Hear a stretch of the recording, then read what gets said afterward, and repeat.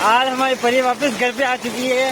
इसको बारिश पसंद नहीं है तो चरने के लिए गई थी बाकी सारी गायें, तो ये उनको छोड़ के वापस घर पे आ गई। तो अभी मैं लेके जा रहा हूँ इसको घर पे। 2 दिन से बहुत ही जोरदार बारिश चालू है।